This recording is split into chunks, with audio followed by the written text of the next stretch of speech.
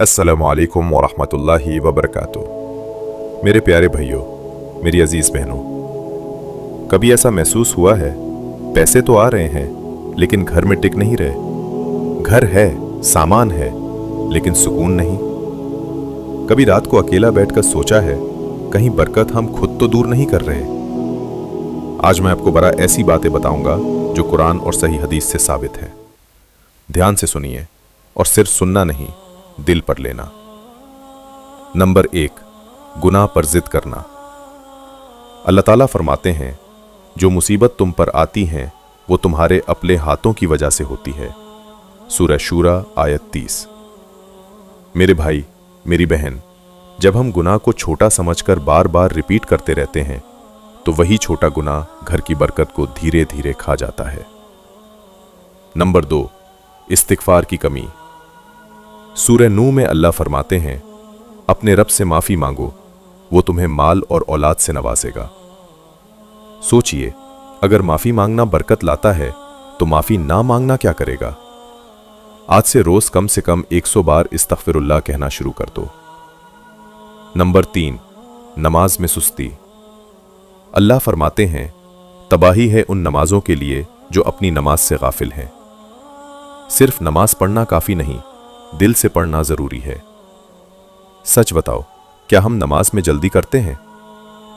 Number 4, हराम कमाई। नबी सल्लल्लाहु अलैहि वसल्लम ने फरमाया, अल्लाह पाक है और सिर्फ पाक चीज को कबूल करता है। सही मुस्लिम। अगर इनकम में थोड़ा सा भी हराम हो तो बरकत रुक जाती है। मेरे भाई, हलाल कम हो लेकिन पाक हो। नंबर 5, ज़कात ना देना। हदीस में आता है, जिस कौम ने ज़कात देना छोड़ दिया उन पर आसमान की बरकत रोक दी गई। सोचिए, कहीं हम अपना फर्ज तो नहीं भूल रहे? नंबर 6, सदका से दूर रहना। नबी सल्लल्लाहु अलैहि वसल्लम ने फरमाया, सदका माल को कम नहीं करता। फिर हम देने से डरते क्यों हैं? नंबर 7, रिश्तों को तोड़ देना। जो चाहता है उसका रिस्क बढ़ाया जाए वो सिला रहमी करे। मेरी बहनों, मेरे भाइयों, किसी से बात बंद करके कभी बरकत नहीं मिलती। नंबर 8, वालिदैन की नफरमानी। कुरान में हुक्म है, वालिदैन के साथ एहसान करो। उनकी बरदुआ इंसान की जिंदगी हिला देती है। नंबर 9, शुक्र की कमी।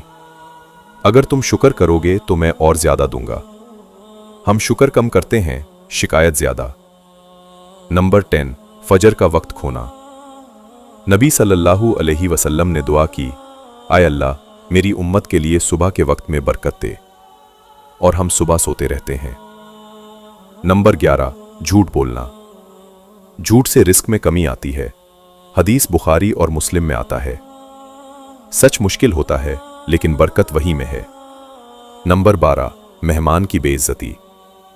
जो अल्लाह और आखिरत पर ईमान रखता है वो मेहमान की इज्जत करे। सही बुखारी। मेहमान रहमत लेकर आता है।